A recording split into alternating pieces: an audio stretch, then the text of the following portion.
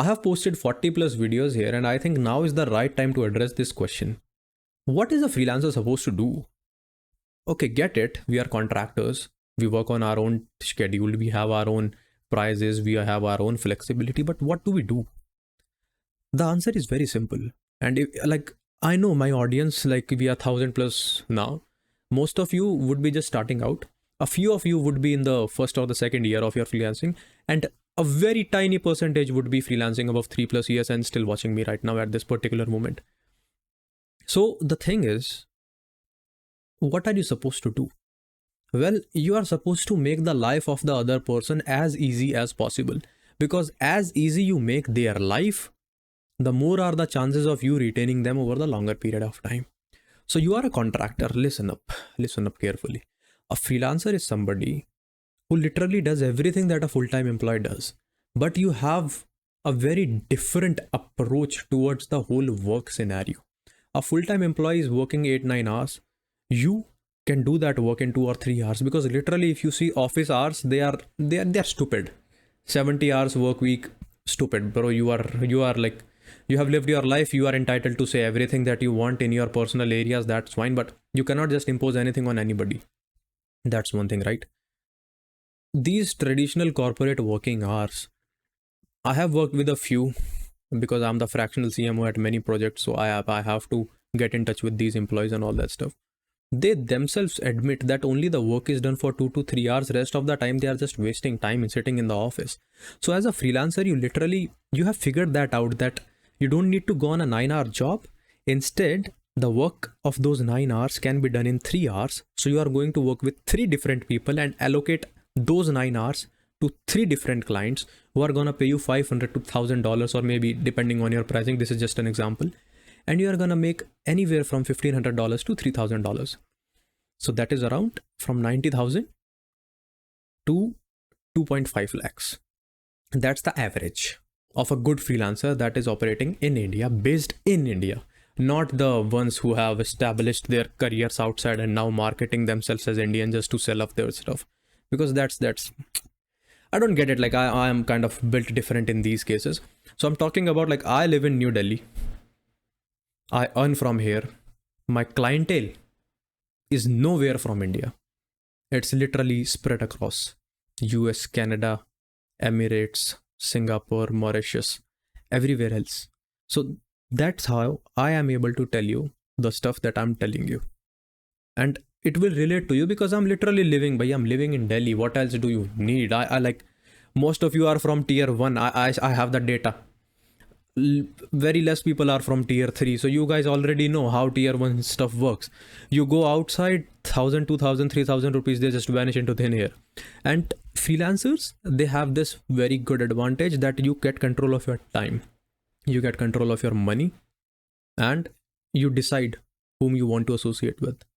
So the thing you are supposed to do is to make the life of everyone who is paying you easier.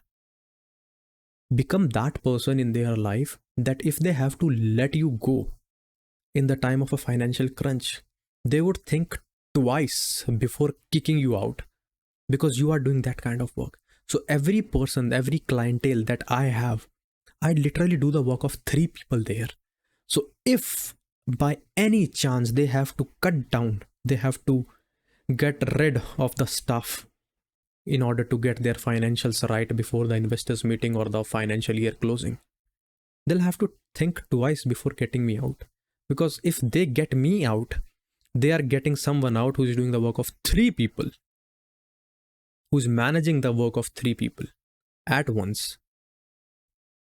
And they cannot afford that. And you have to become that. And it's gonna take pain to become that. But once you become that, the uncertainty element gets out of the window. Like, it sticks there 5 to 10%, but yep, 90% is out. What else do you need? Like, okay, you are a rebel. You have chosen a completely different career path. Now you want like 100% certainty here. You can't have everything according to your will. You have to make compromises.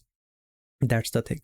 The second thing, what you are supposed to do is get better every passing goddamn day. which most of you don't. If I ask you your routine, it's the same goddamn routine every day. Okay, we have flexibility of working hours, so yeah, let's wake up at 1:30 p.m. What the hell is that, dude? Have a routine at least. Have a routine. You have to set your own routine. It's not that your company is setting your routine, that be in office at 9, log out at 6. Why are you doing this? Why are you doing that? No, you set your own routine. Be accountable to yourself. That's the second thing you have to do. Get better every passing day. It can be just reading 5 pages of a book. It can be consuming content of someone like me who is actually giving out value to you. It can be upskilling yourself by purchasing something. It can be associating yourself with a person like me by getting into my inner circle or that kind of stuff. It can be literally anything, but you have to do it. This is a creative field. You just cannot sit here on the sidelines, do the same thing for the next 2 years and still expect the same paycheck. You will be outdone, outbeat by the coming competition. You have to be here. Like I am here for the last 7 years. I am pretty much sure that no one can actually take my spot in the current clients that I have, because I have my stronghold there. You guys do not have your stronghold there. Like how many of you, if your client says, like most of you won't be having clients. If you have a client, how confident are you that if the time comes where they have to see the finances, they are not going to get rid of you? I can confidently say mine are not going to get rid of me, because they know what I'm doing inside. They know, like my work is visible. Like dude, your work is visible.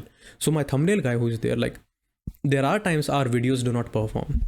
There are times I'm not consistent, but that guy shows up every time.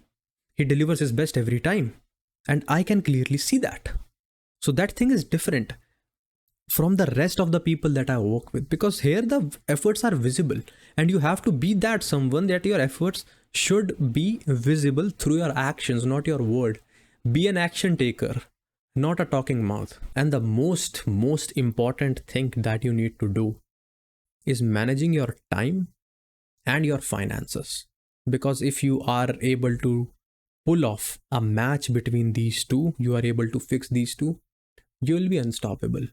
But the thing is, most of you either have a lot of time, or you either have a lot of money, or you do not have any of the two. These are the 3 possible scenarios. You have to have that I have enough money and I have enough time. That is the very optimal stage that you will see if you do things the right way over the next 2 or 3 years. Because if you are in the 2 to 3 year time zone of your freelancing career, things are not gonna get easy for you so quickly. It takes 4 to 5 years at the barest minimum to settle down, for you to see the world.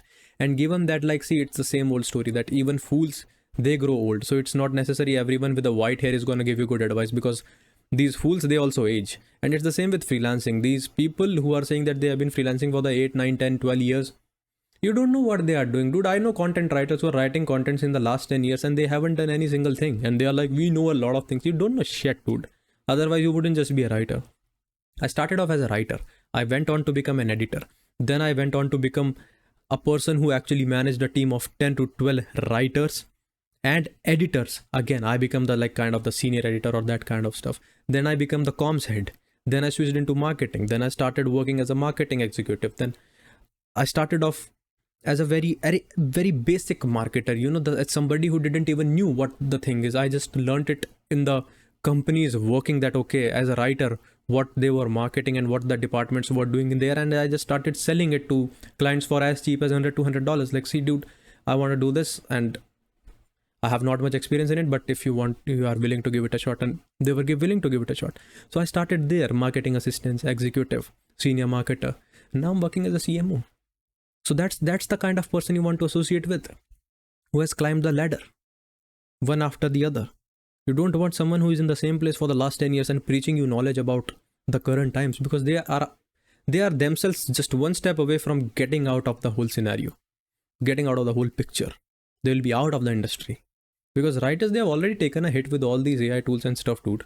No matter how seriously you take them or not, AI is gonna do things to most of you that you won't even see it coming. And once it hits you, you will realize what you have actually gotten yourself into, and now what? And then people will be selling AI stuff to you and you are gonna buy it, because that's the only way that you will be having to sustain at that particular point of time. Focus on these 4 things. This is literally what you are supposed to do. This is literally why you are being paid in dollars or in INR. This is the reason why people pay you. You master these 4 skills and there is no possible chance that freelancing won't be a good career for you. But again, you have to do it on a sustainable basis. Can't be just a one hit wonder and you just disappear. Because if that is the case, you are going to disappear from the market.